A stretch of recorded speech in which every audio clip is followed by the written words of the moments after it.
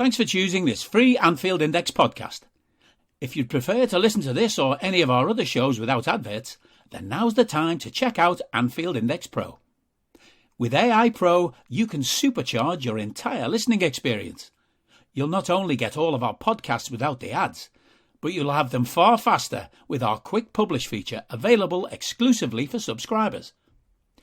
AI Pro also puts you in the heart of our sound studio, with an option to listen to many of our shows live and interact with the podcasters in real time as the shows are recording. Upgrading couldn't be easier. AI Pro is available on all popular podcast platforms, and we have our own apps for Apple and Android. Just head on over to AnfieldIndexPro.com and get started today. Hello and welcome to AI Scouted on Anfield Index Pro. I'm Dave Hendrick, joined as always by Mr. Carl Matchett. How are you, sir? Tremendously, fantastically, unbelievably good as we approach a return to actual, real, live, club-level football. Real football, none of that international garbage. But, the World Cup draw will dictate most for the next 24 hours or so. But we can talk about that another day.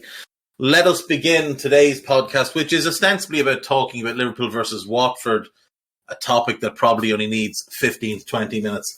By looking at some of the questions we've been given recently. This one is from Harry Welshie. Let's have a good old Dave 11 versus Carl 11. The worst 11 in the league must be a regular starter in that position, so you can't have Adrian. So we said it as a regular starter. We were like, okay, well, actually, you said this. We'll do a minimum of 10 starts in this Premier League campaign.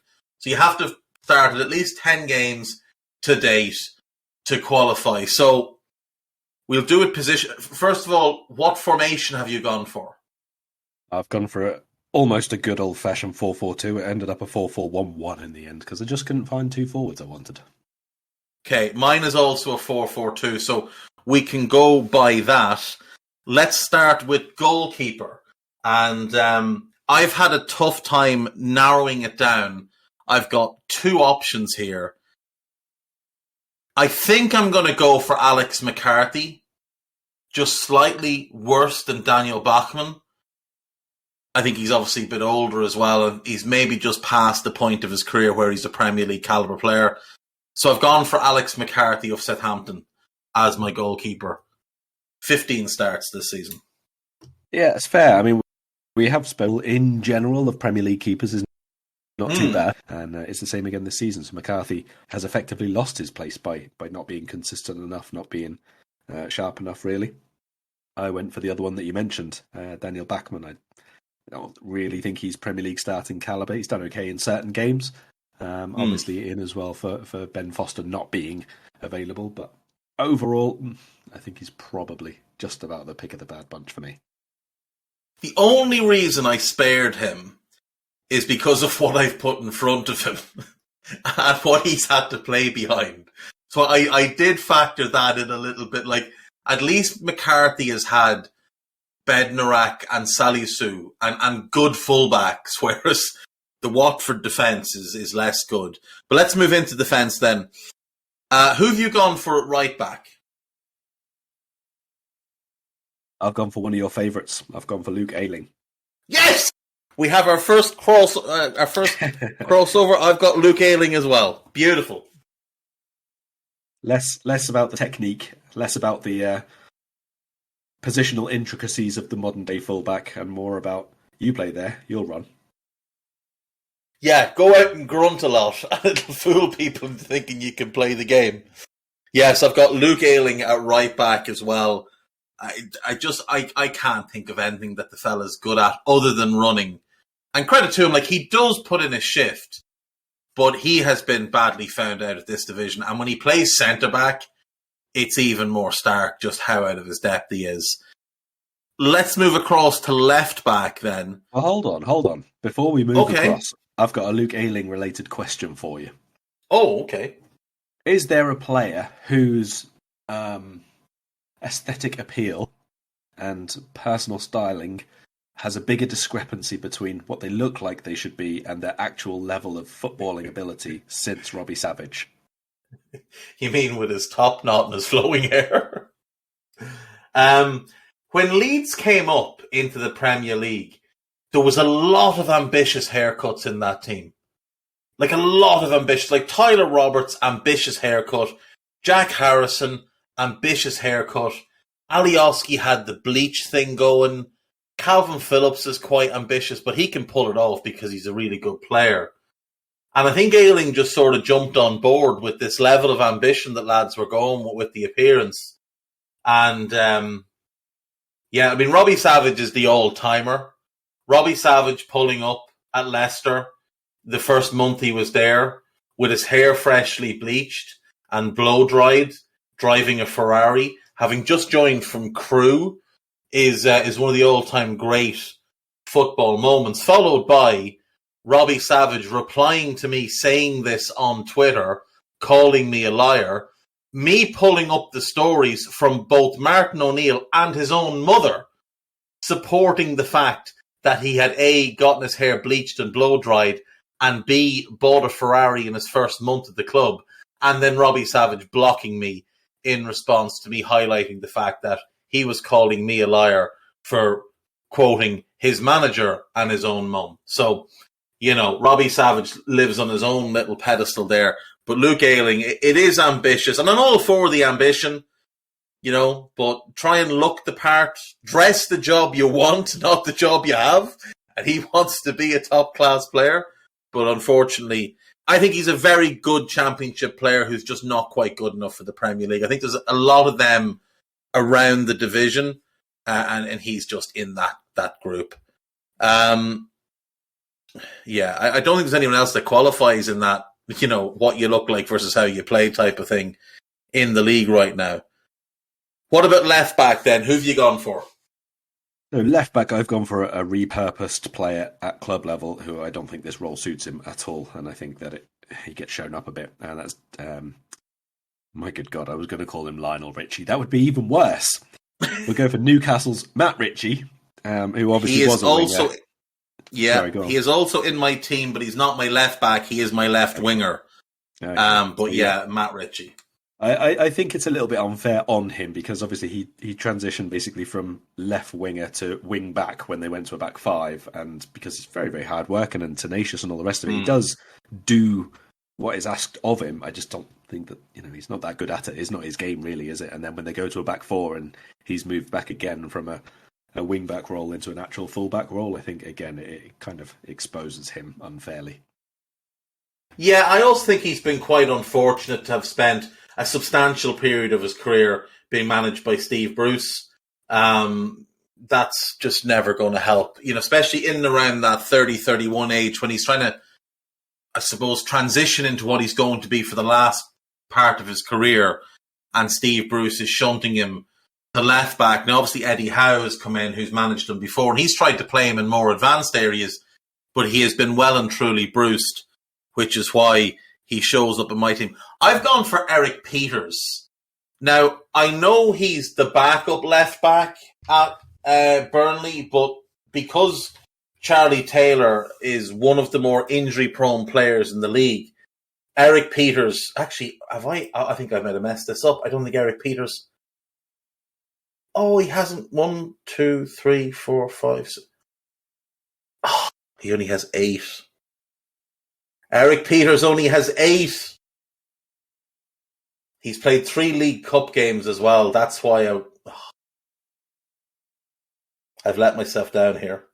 I'd like to apologise to my family. I think this goes on the points tally guy for minutes late. Hang on a second now. I looked at his overall tally of appearances, and he does have 11 starts, but 3 of them are in the League Cup. Shite. Can I interest you in a team swap for Connor Roberts?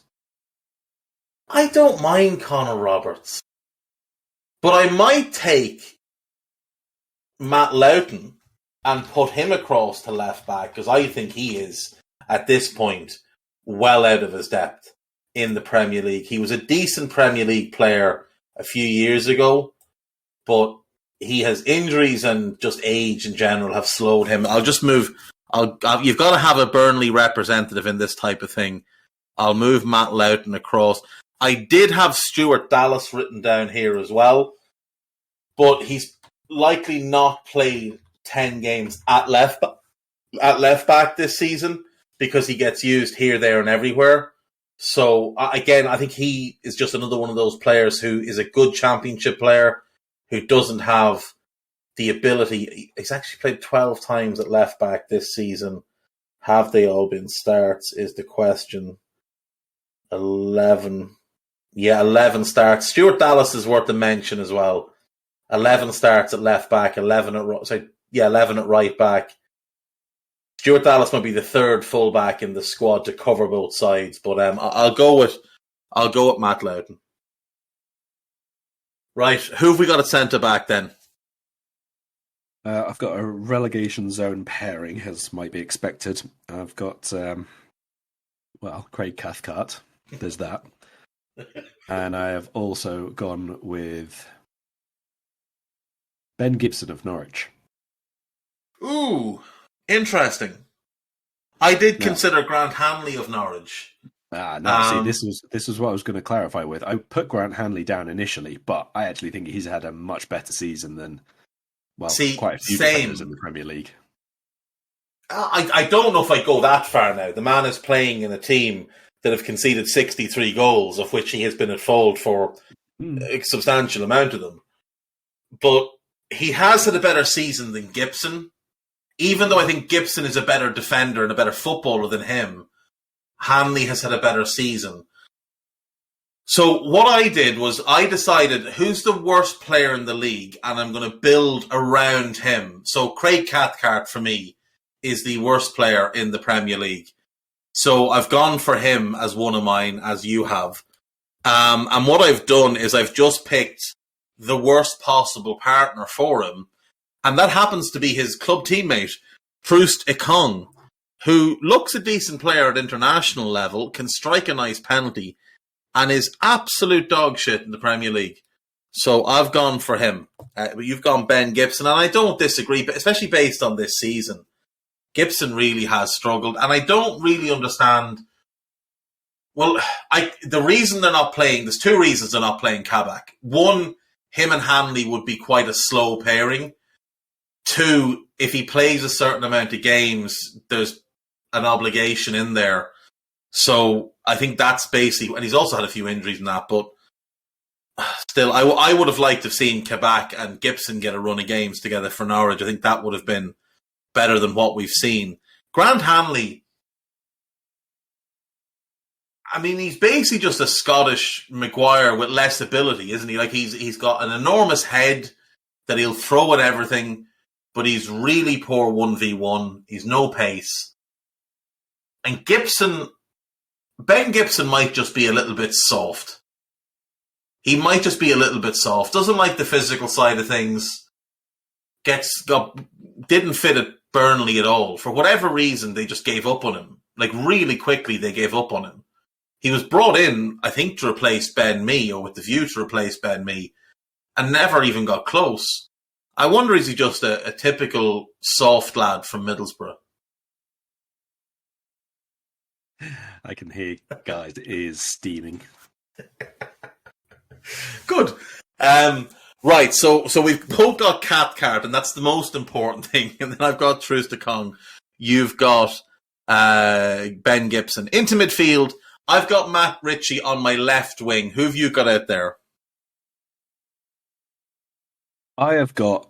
I've just now taken the decision to move him now. I've got Tom Cleverley.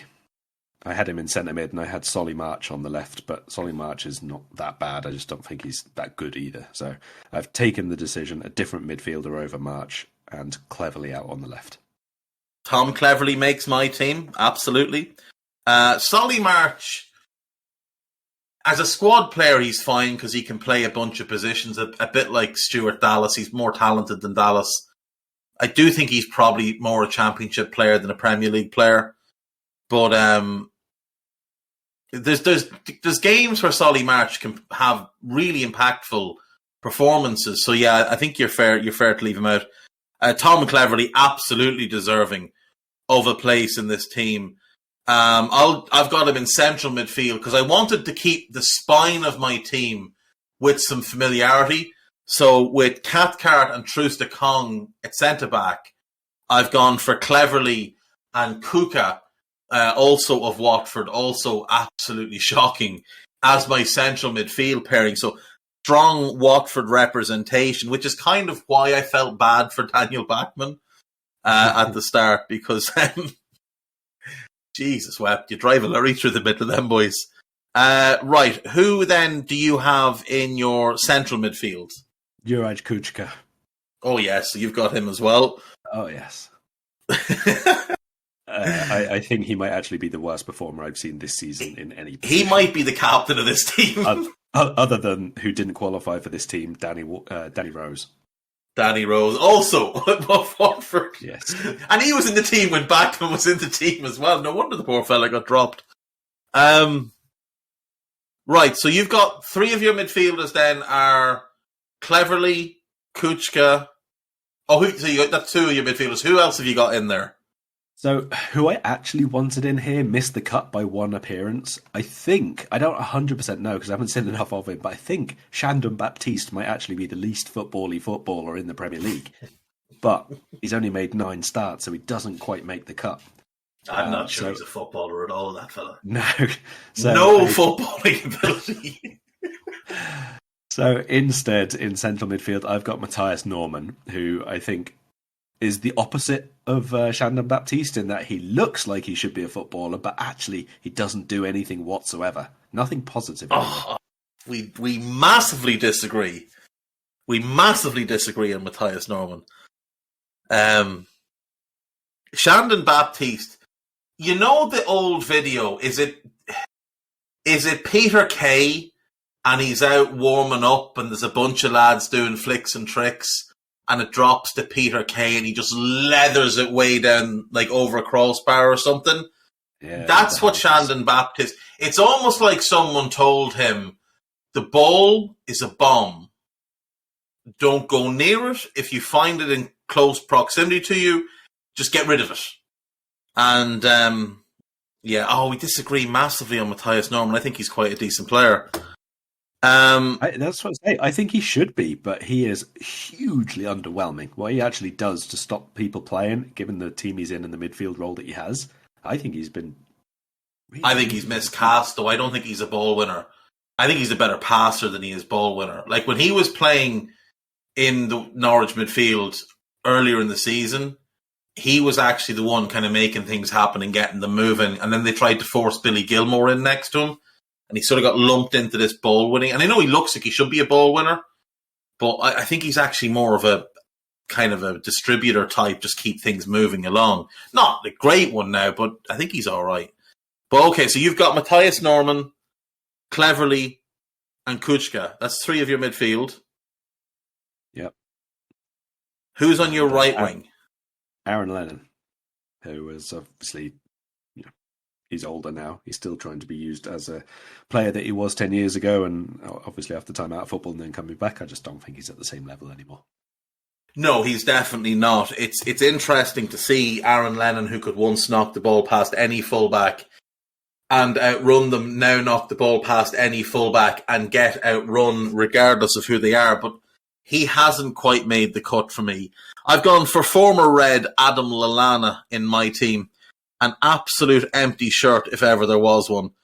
Absolutely hopeless in all aspects of the game. Can't run anymore without pulling a hamstring.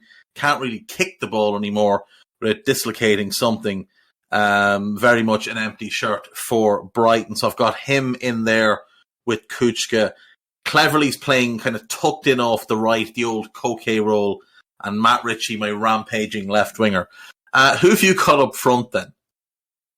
I've gone for, again, 2 who have enormous talents actually here. And one of them, I think, has been woefully misused for most of his career. And unfortunately, that might be what he is now. And that's Alex Iwobi. Again, not a very good season with Everton, but guy's been moved around all over the place. Hasn't really had a regular run. And his former teammate, who... again, had an absolutely stinking half season, has departed and suddenly looks a footballer again. And that's Aubameyang. That's fair. Iwobi is such a weird player because you can tell there's talent there.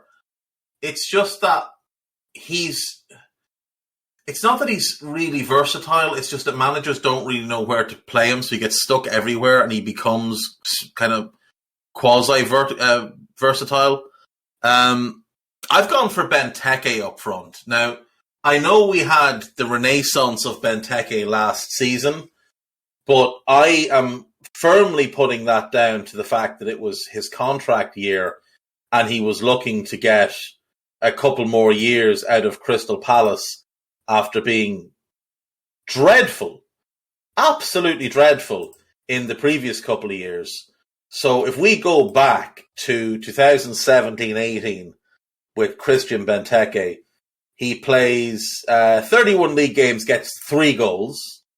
18-19, it's 16 league games, 1 goal.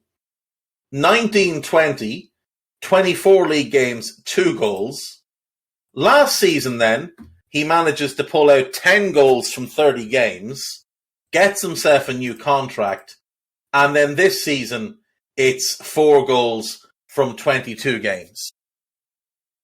I've warned about the contract year spike before, and this is a prime example of it.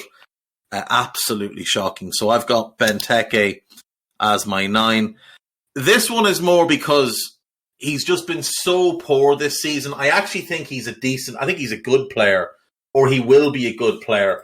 But I've gone for Adam Armstrong from Southampton because they paid 20 million to get him. They beat Crystal Palace and Norwich to his signing. He was coming off a season scoring 29 goals in the Championship for Blackburn in 43 games across all competitions. He's got 2 goals this year. He's out of the team. He's not even like the third striker. At this point, he's their 4th option up front. And I just think he's been a massive, massive disappointment for them. I do think he can bounce back. I expect that we'll see more from him next year. But this season, a bit like you picking Ben Gibson, he's just been so bad that he had to go in. He's the one I think can elevate himself out of this team. All the rest of them, I'm afraid, it's over. It's over for you people. I have absolutely nothing to add to your team. I'm just glad we established that. Craig Cathcart. So we've got Craig Cathcart, Luke Ayling, Tom Cleverley, Kuchka, and Matt Ritchie. We both have those 5. Yeah. So those 5, I think this season rather than overall. Yeah, true. We can mark them down as probably the 5 worst players in the league. Other than the ones obviously who didn't make the cut, because there are some stinkers who just didn't make the cut. We have a question here from Isaac Gilding.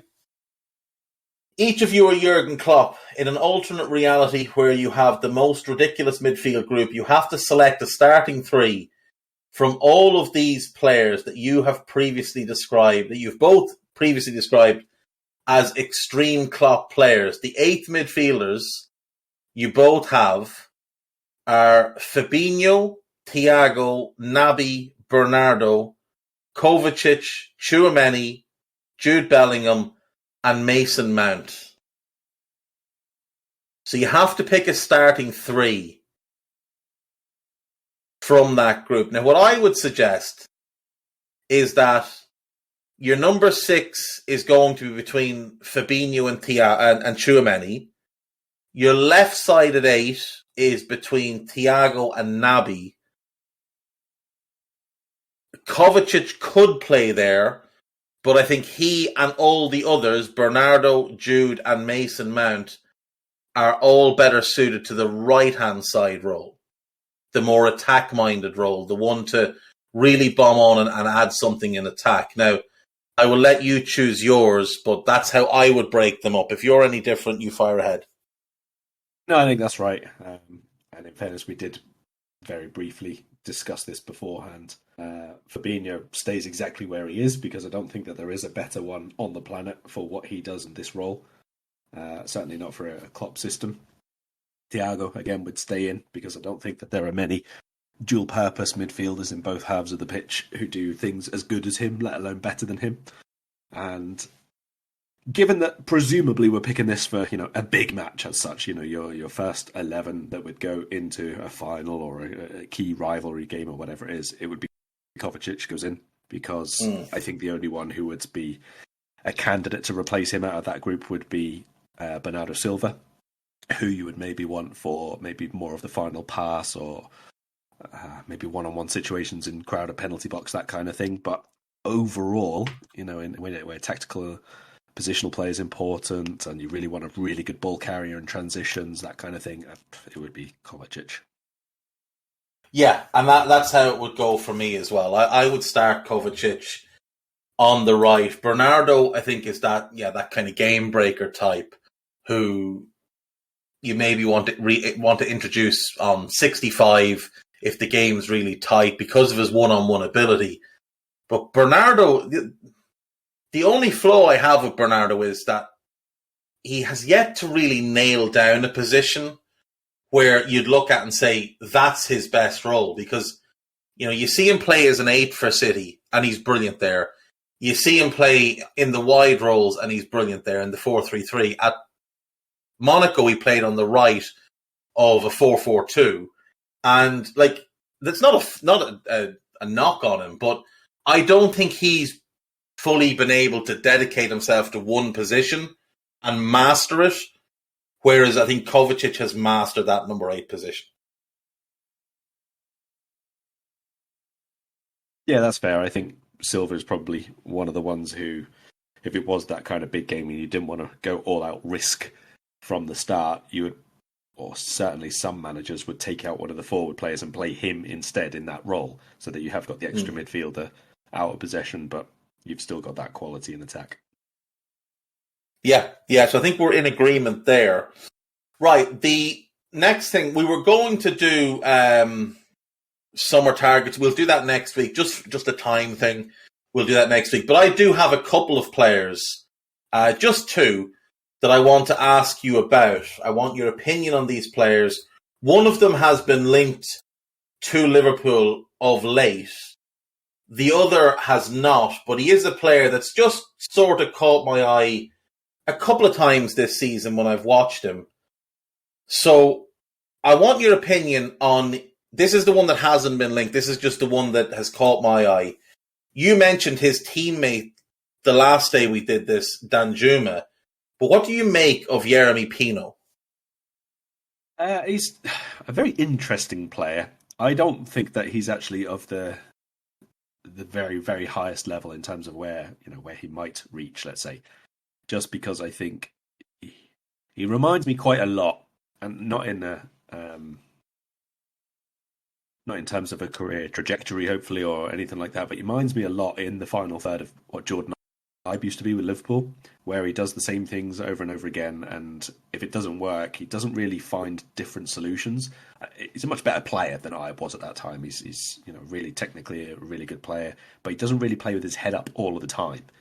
Now, a lot of the time when you see him have great games or great impacting games, and it is pretty much just in spells of matches or halves of matches at the moment, he's still only a teenager, it's because he has really good space to run into, or he's been able to make use of counter-attacking situations, or he does really well one-on-one against a particular defender. But I don't necessarily think that he's a great problem solver, I guess is the word, in the way that, let's say, Raheem Sterling was when he was at Liverpool and he was that kind of age in the final third. I think he's a very, very good one-on-one player, but I just don't think he has the brain power, basically, of the very top players. Like Sadio Mane will do anything, all different ways to get past his man. And if he can't, he will find a different way in terms of just playing in field and playing sensibly and picking up different positions on the pitch.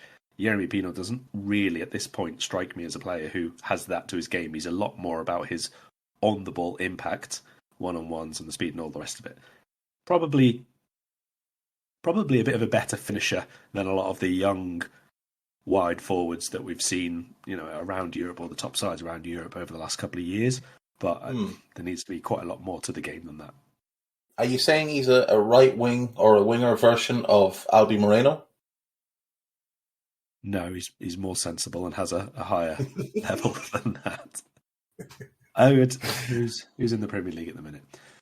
Let's say, I think he's a little bit similar to Ademola Lookman in what he does on the ball. In terms of one-on-one, he can be really, really good. He can be, looks like he can be a proper world beater. But if it doesn't go his way, I'm not sure that there's enough in the rest of his game in terms of how he can think about different ways to help the team to really take that next level. Although I would say that I also... No, it's not the same thing. So no, I'll stick with that. Ademola Lookman is probably about... Is he being held back by who his manager is? not to have a dig at Emery. You're setting me up for that. I am in a way, but it's not like... Emery's not someone with a great track record of developing young players. He sort of gets... Any players. Yeah. But he takes players as what they are, and he uses them as what they are. He never tries to expand their games a whole lot. Yeah, exactly. So I'm curious if Pino got in with a Klopp, who's an elite player development guy, and obviously we have two great player development coaches at the club already, in terms of Pepin and Vitor Matas. Are they the type of coaches that could help him? Or do you think it's just that he's kind of a one-track player and that's what he will be? I don't know, because there's probably not enough game time there to make that kind of a judgment, and certainly not being able to watch the kind of coaching that they do. So, yeah, I'm sure that a certain type of coach would do, but equally another type of coach might make him Tino Livramento style fullback instead of a winger, and give him no real reason to upgrade the thinking power that he needs in the final third, but instead give him more physical space to run into from deeper. It could go either way with different kind of coaches. So I think he's a good player, and I absolutely wouldn't be surprised to see him make the move to the type of team who are trying to break into the Champions League, for example, because he'd probably help them get better in terms of the overall squad options. But I don't think he's of the caliber to go on and be a real starter for a title-winning side. Okay, and the other one, this is a player that has been linked with Liverpool in recent days. There may be nothing to it, but his club are eyeballing potentially the biggest summer anyone's ever had by bringing in Erling Haaland and Kylian Mbappe, and with the form of Vinicius Jr. plus the presence of Karim Benzema, this is the guy who might just get shunted out of the way. Rodrigo, what do you make of him? Would you take him at Liverpool? And if you would, what kind of price would you pay? Right, so I did see these rumours, and I saw where they came from. Basically, there was a show on in Spain where they were talking about Real Madrid's season and basically trying to land the two of them that you mentioned, Mbappe and Haaland. And the thought was that they would only get Haaland if they offloaded a couple of players, but they would only be able to get both of them if they offloaded more than a couple of players first. So all those ones like Asensio and Jovic and Hazard and Bale, who are not in the side at all, well, Asensio is in and out, but the other ones are taking up massive wages and are not involved. They would have to leave first of all before it could even be possible. And then, if he came in, they would also get rid of a couple of squad players like Rodrigo. And they said that his price would be 40 million euros and that there was already interest from the Premier League. So 40 million euro, you're looking at just under 35 million pounds, which is around the Jota, Luis Diaz sort of price range. So I could see that happening on two counts, right? One is that Liverpool tried to sign him in late 2017, where he was still on the verge of breaking through between youth team and senior sides in Brazil at the time. And Liverpool tried to get a deal wrapped up to bring him over to England when he hit 18. But Real Madrid came in then with a much, much bigger bid, and that's why they ended up getting him the following year. So I could definitely see the case for, as Liverpool have done with several other players, like Sadio Mane and a few others, where they don't get them first time around, but they keep tabs, they keep really, really close eye on them. And as long as they follow the trajectory, which they initially thought that they might be able to, they're still happy to do it later on, because when they bring them in, they think that they can still help them get to an even higher level there. And the coaching that you just mentioned before, for example, would be a lot better one-on-one personal development, growth opportunities being in the first team at Liverpool than it is at Real Madrid. We know that for a fact, because that's just not what Real Madrid are about. When you go in there, you're expected to already be able to either be at that level or get yourself there. That's what that club is. And, that works well for them. That's the culture of the club. So definitely I could see it from that perspective. I don't think Rodrigo is as good. And I remember we had a conversation about these two on the podcast quite a while ago. I don't think Vinny, as good. As Vinny. I think Vinny is probably of a technical level. They're both about the same, but in terms of final thirds, the ridiculous, relentless level that Vinny has, the composure that he has now grown to in the penalty box, I think he's like at least one level, if not probably three above him. And they are of a very, very similar age. That doesn't make Rodrigo not good, because I'm talking about Vinicius being like one of the finest in Europe at that this season. So I could definitely see the argument for Rodrigo being able to be, even if he's not of a Salah level, being of a, I don't know, let's say Jota level. So I could see it happening, except it would again for us be the same thing, only if at least two of ours left. Because having brought in Diaz, and Rodrigo is nowhere near as effective on the right as he is coming in from the left-hand side, I'm not sure it makes tons of sense for him to be the one. That's fair. I do remember our conversation, and I think at the time we both said Vinicius' ceiling is definitely higher, but there's a clearer path for Rodrigo to reach his ceiling, because at the time, this was in his first season at the club, he was showing a lot more aggression and purpose when he had the ball. And the big flaw we both thought was in Vinicius' game is that at times he would take the ball into the final third and then he'd become very passive with it. Yeah, run out of ideas with it. Yeah, he'd run out of ideas, where Rodrigo seemed to have his decision made as to what he was going to do as he picked the ball up. Now, there's no doubt this season Vinicius has been incredible. 17 goals in 39 games. The back half of last season is when he really kicked on and when he really started to find this level. But his first two seasons of the club, I don't think anyone could look at and say, even the first 2.5 seasons, and say they weren't disappointing. Rodrigo is about 2 months behind where Vinicius really kicked on now. It was probably last January for Vinicius. We're obviously about to enter April, so you could even say maybe 3 months. But it took a long time for Vinicius to really find anything resembling high-end form. Whereas in Rodrigo's first season at the club, he actually did quite well. He scored 9 goals in, I think it was about 25 games. Sorry, 7 goals in about 25 games.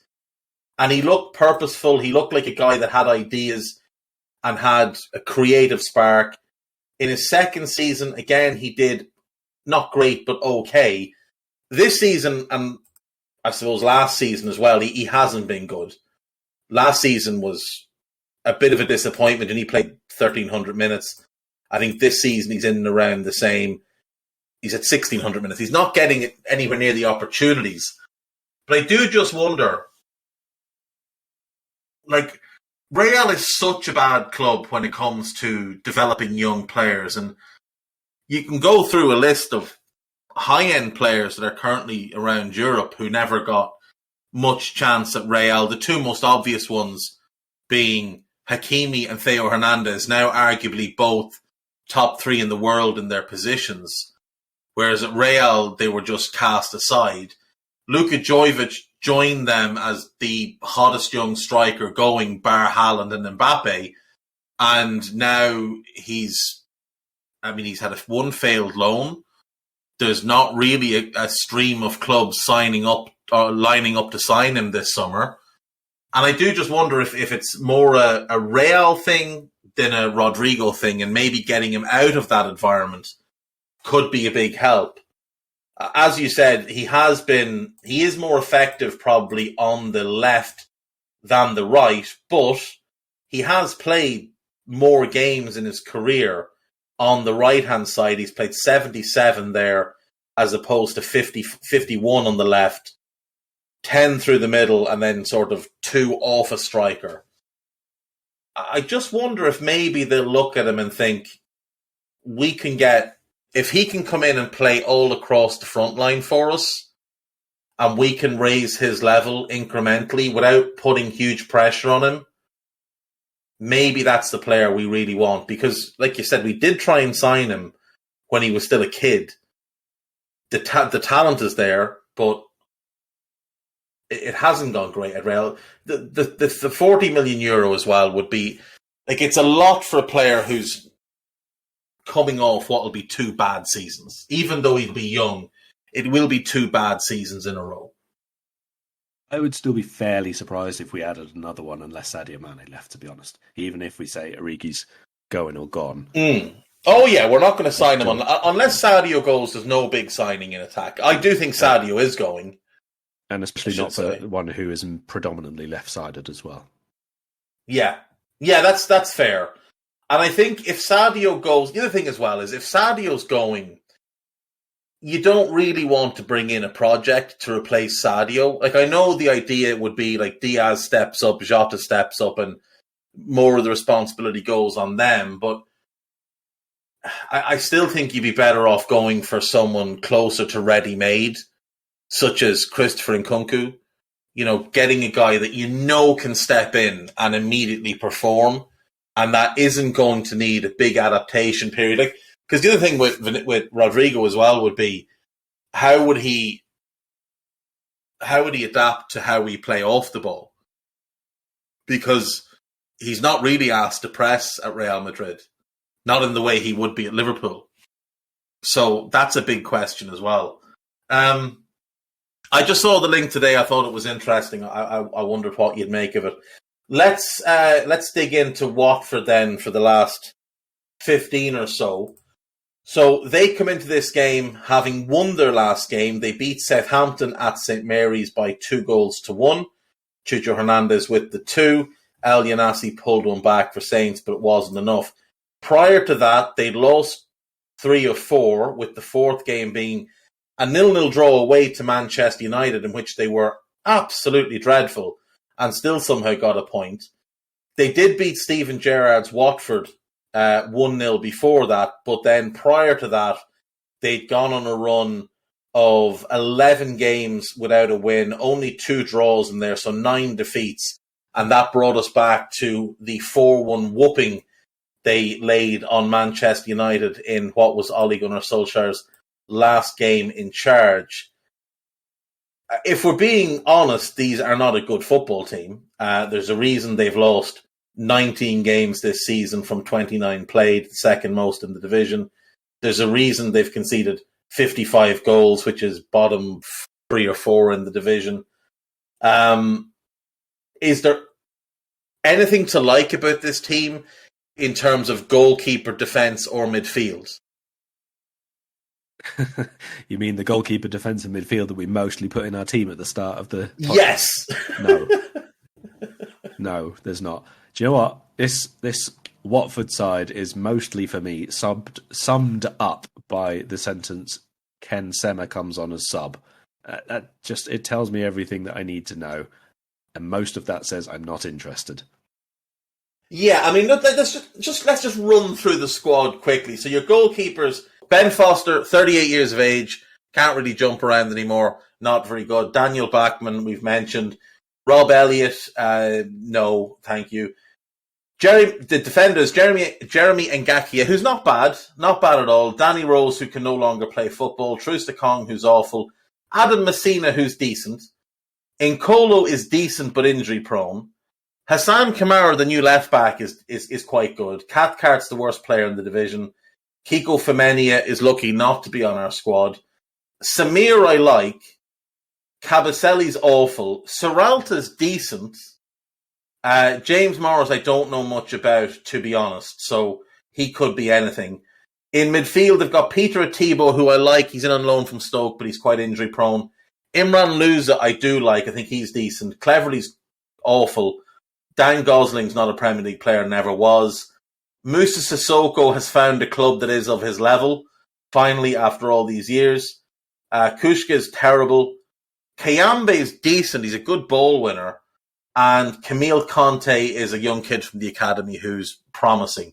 Do you disagree with any of my designations for those players? No. I think Imran Luzer's probably the pick of them for me. Yeah. I think Kamara has been pretty good for them at left back since he came in, to be fair. And obviously the big changes in defence that they made halfway through the season were probably an acknowledgement that the other players that, the other half of the defence that you mentioned were not up to scratch. So the goalkeeper, defence and midfield are largely poor. You could even go as far as awful. But I actually think they've got quite a decent group of attackers. Now, take Ken Sema and throw him in the bin. But the rest of them, there is some talent here. Josh King is not good, but he's okay. I really like João Pedro. I think he's one we should consider as like a long-term Bobby replacement. Ismail Assar, I think we both like, and he's one that's been linked before. Emmanuel Dennis, I do very much like. He's had a good season. He's tailed off a bit recently, but he is a quality player. Samuel Kalou is a good player, plenty of talent. Chucho Hernandez is a talented player, can play either side. Little bit inconsistent, but he's only 22. Quadro just hasn't played because he has a fractured ankle, so you can't really count him. But that group of attackers, bar Ken Sema, is actually quite decent. Yeah, it's better than quite a few teams a few points above them, like Leeds, to be honest. I know they've got Rafinha, but other than that, it's basically Bamford and then a bit of a drop, to be honest. I don't think that like Harrison and Dan James are any better than, let's say, Josh King, maybe a little better than Josh King. I don't think they're as good as Sarr and Dennis, and I think if Watford had put Trustin Cucho Hernandez a lot earlier on this season, they'd be in a better position as well. Josh King had a very, very good start to the season, and I think that's kind of kept him in place for about 4 months too long, to be honest. If either Pedro or Hernandez had played a good bit earlier, I think they'd be slightly better off. But also, and probably more importantly, if they'd all been playing as a group about 20 yards closer to the goal, rather than always having to be counter-attacking from like 70 yards downfield. Yeah, exactly. I mean, it doesn't help when your starting position as the number 9 is the edge of the centre circle in your own half. That's going to put you on the back foot. But like, if they'd gone with, say, Pedro and Dennis as a 2, Chucho Hernandez on the left and Ismail Sarr on the right, and just said, you know what? Let's just go and attack. Let's just go and have fun. Let's just be an entertaining team and let the chips fall where they may. They actually would have caused teams a lot of problems, especially with the likes of, if they put, say, Imran Louza and Thibaut if he'd stayed fit, or Kayamba now as just a sitting pivot who could just break play up and get them moving in the opposite direction. That's not a bad front six. Kamara at left back, Ngakia at right back. That's, again, not bad. They're aggressive, they're dynamic fullbacks. The centre-back situation is appalling, and the goalkeepers we've talked about. But like, there is the pathway to them having a good team, but unfortunately for them, they're going to go down most likely. They're probably going to lose Sarr, because I don't think he'll take another relegation. They'll probably lose Emmanuel Dennis, because I think he's too good to go down with them. And I don't think João Pedro will stick around for another relegation when he's clearly more than good enough to play in the Premier League. So, they've just sort of wasted having had these players, and they're on their 3rd manager of the year. Xisco was sacked in October. The typical Watford reaction to a questionable start. They lost 4 of their first 7 games. They still took 7 points, which, is almost a third of the points they have now. They sacked him. They bring in Ranieri. We walloped them in his first game. Then they beat Everton. They get very excited. They lose to Southampton. They lose to Arsenal. Then they beat United. And again, they get very excited about what it means. And then in January, after a string of defeats, Ranieri is out and the Hodge is in. And since Hodgson took over, they've taken, I believe, 8 points from his 9 games in charge. So a slightly worse record than Xisco, a better record than Ranieri. That middle part of the season where they had Ranieri was just a complete catastrophe for them.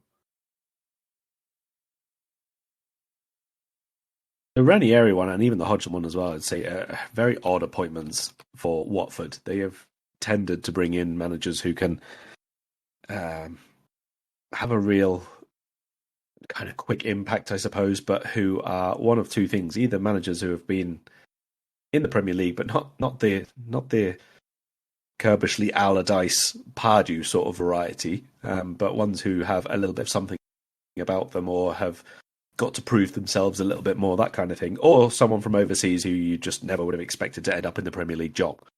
And so that was a real departure to Ranieri. And honestly, I don't know what the idea of it was. Even the timing of it was weird, because I think we spoke about it at the time, because Liverpool were the first game, they appointed him right at the start of that international break, which on the one hand is fine for you to have, obviously a week clear or whatever to do a good bit of training and shape work with the players, but half of them were away. And by the time that first match rolled around, all that kind of first 2 or 3 days initial optimism and hard work and all the rest of it from the new manager coming in, that's gone. And like you say, we absolutely walloped them, and there was no reaction from them at all at any point. Like, Salah literally walked through them for one of the goals, and it was just it was very, very difficult to see through much of Ranieri's tenure what they were actually trying to do. I mean, even the Man United game, to be honest, the goals were pretty explosive and like quite shocking to watch United fall apart in that way. But I wouldn't say that probably until the second one went in, there wasn't really any way that Watford were playing as such, and then they just figured out how to get through United and then kept doing it, which is fine, but is not a sustainable thing against every club, obviously. Yeah, give it to somebody. Let them run at Harry Maguire. You can't really do that against everybody. It only really works against 1 or 2 clubs. United, it might work against Grant Hanley, things like that. Watford's approach to running a football club is just so strange. You know, like, they used to be a normal club where managers would go and they'd work a couple of seasons and then they might move on to something bigger, or they might have to go back down the leagues and start rebuilding their career. You know, you think of, Malky Mackay was there, Brendan Rodgers, A.D. Boothroyd, Gianfranco Zola. Graham Taylor's the most famous manager, and that's where he did his great work in the 70s and 80s. Dave Bassett made his name there as well. But since Sean Dyche was sacked, which is 10 years ago, was he sacked or did he leave? I can't remember. But he left 10 years ago this summer to go to, he was sacked. When the new boys bought the club, they sacked him. He left 10 years ago and he went to Burnley. Sean Dyche is the only manager Burnley have had in that time. This club have had 13 permanent managers who've managed at least 10 games, and 4 others who've been caretaker. You've had 17 managers in a decade. And there's been seasons where they've had 3 and 4 managers. We may well see them have another manager before the end of this season. Like, how can a club operate like that? It just makes no sense to me. No, it does seem to be run on a series of very short-term impact decisions, and even the transfers, obviously it's not quite to the same extent as before, but when they had the rotating cast between Granada and Udinese and themselves, it was a little bit farcical at times. It was obviously nothing which was a long-term building strategy for Watford in particular to get better, let's say. It was very much a this should work this year kind of thing, and we'll go for that. Yeah, exactly. And it was the same last season. They brought in Xisco after it started badly. Well, it didn't even start badly under Ritchie. They were still in the promotion places. They come up, and then Xisco gets the chop after 7 games. And then it's, like you said, it's Ranieri, who, he's had 1 great season in his career as a manager. And otherwise, he's been the architect of many failures. Hodgson, who was apparently retired, I can only imagine the wife wanted him out the house. So he comes trundling back in with his owl face to make a mess of things. And they're going to be the masters of their own demise this week, or this season. It doesn't really matter who they play. We should beat them regardless. So let's quickly look at what you think Liverpool should put on the pitch. Now, Trent is back in training, but I would suggest and guess that this is too early for him if we're trying to play up the idea that he did have an injury and we weren't just holding him out of the England squad. So, Alisson in goal, Joe Gomez, Joel Matip, Virgil and Andy Robertson. Any change from that for you? No, that sounds fine. Midfield, Curtis Jones, Jordan Henderson, Thiago Alcantara as a 3. Are you leaving Fabinho aside for a reason?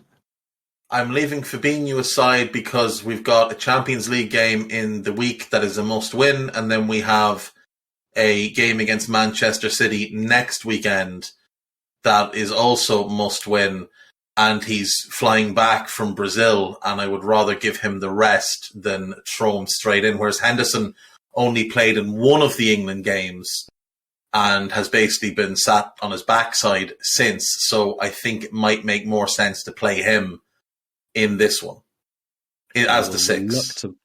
I will reluctantly bow to your logic on this, but honestly, if Fabinho is okay, I'd prefer to start him and bring him off after 55-60. Oh, yeah, look, I'm fine with that as well. I'm only thinking about the travel that was involved. Now, I know Ali's coming back as well, but it's different for a goalkeeper. Up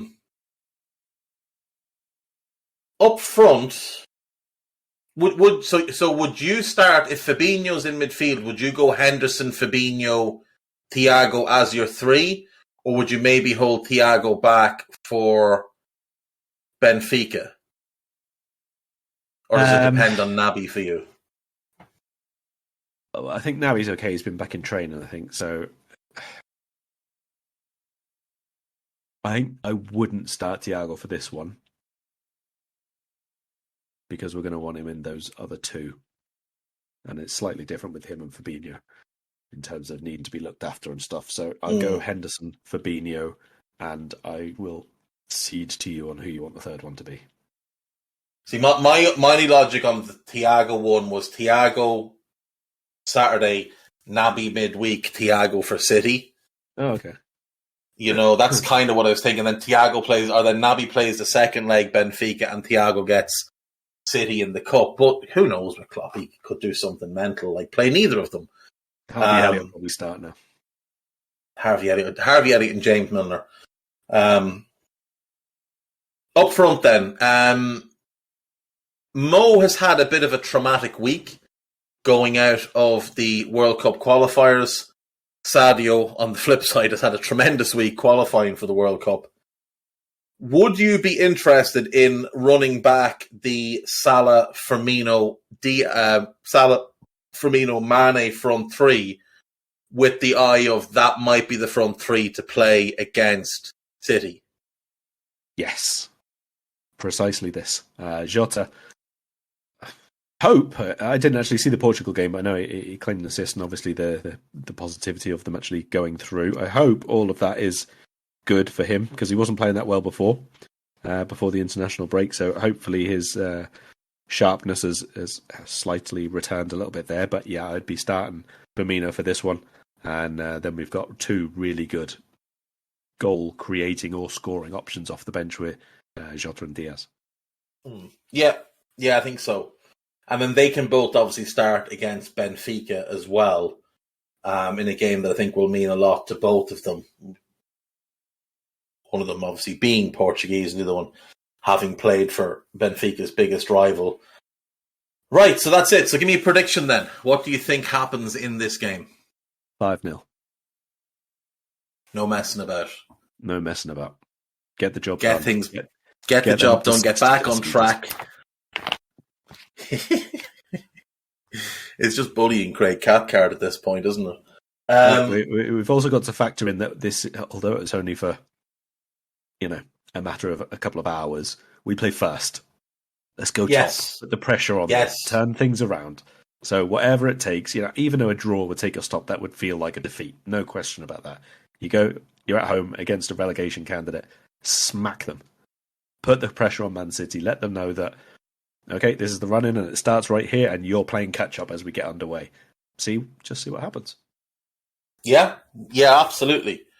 And then, sit back and hope that Sean Dyche and his band of merry men can do a bit of a job, because maybe they can pull something out. I'll go 4-0. I'll go 4-0. I won't be as ambitious as you. But yeah, I do think you're right.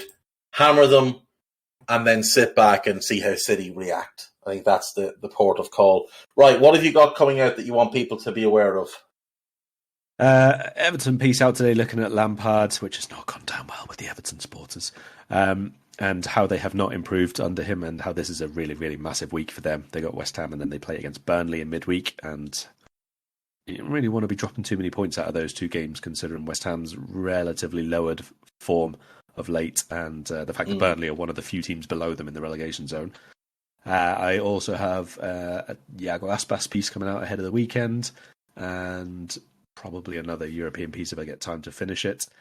And if it's a headed last-minute winner for Craig Cathcart, I'm placing the blame on you. That seems harsh. That seems really harsh now. I don't know how that's my fault. It's not my fault he's the worst player in the league. That's his fault. Right, we'll leave it at that, folks. Thank you as always for listening. We'll see you next time. Bye-bye. We hope you enjoyed listening to this Anfield Index show. Please be sure to subscribe to our channel so future podcasts find their way to your device automatically. There's nothing quite like fan engagement, and we'd love to know what you think of anything discussed on this show. The best way to get in touch is over on our free Discord community, where both podcasters and listeners debate the hottest LFC topics 24/7. Sign up free now at AnfieldIndex.com/Discord. You won't regret it. You can also follow us on Twitter at Anfield Index and find us on Facebook by searching for Anfield Index. Oh, and before you go, we'd love it if you could leave us a 5-star review on your favourite podcast app. It only takes a couple of seconds, and it means the world to the people who create these free shows.